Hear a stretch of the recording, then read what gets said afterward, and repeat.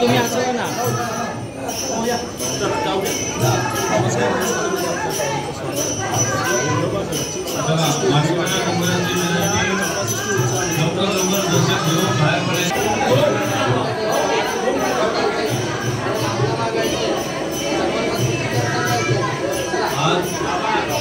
आपण जे भव्य असं खंडोबा मंदिर पाहतो आणि ते मंदिर त्याचा जीर्णोद्धार करण्याची प्रेरणा देणारे आमचे मित्रकार आहेत आणि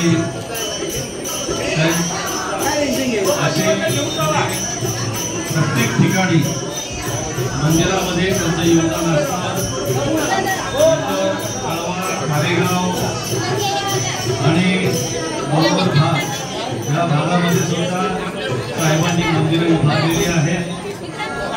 खारेगावचा जो स्वामी समर्थांचा मठ आहे त्याची उभारणी सुद्धा आमच्या वर्डे साहेबांनी केलेली आहे आणि या मंदिराचा जीर्णोद्धार आपल्या ह्या आजच्या खंडोबा मंदिरामध्ये चंपाषष्ठीचा जो कार्यक्रम आहे त्या चंपाषष्ठीच्या कार्यक्रमामध्ये आज सकाळी 4:30 ते 5:30 हा मंदिराचा अभिषेक झाला, या देवाचा अभिषेक झाला।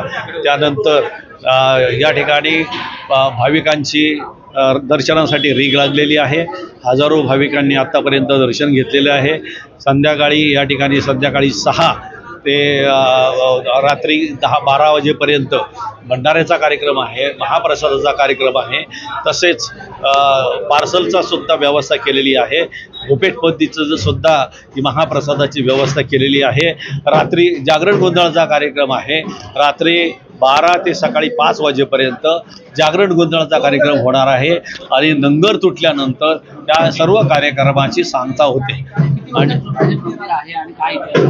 हे मंदिर 1948 साली उदयास आलं।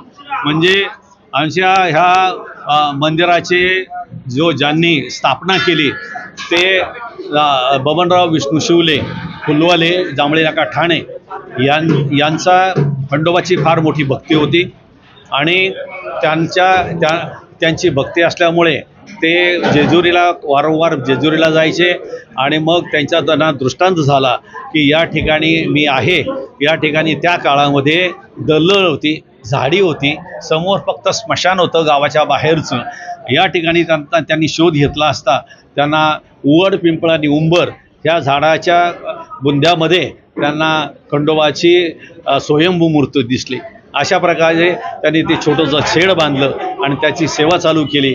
1978 साली त्याचं ट्रस्ट स्थापन झालं, जय मल्हार मंदिर ट्रस्ट। त्यावेळेसचा जीर्णोद्धार झाला आणि त्याच्यानंतर आता हा जीर्णोद्धार 2023 ते 2024 असा आपला जीर्णोद्धार आणि हे भव्य असं मंदिर उभं राहिलेलं आहे।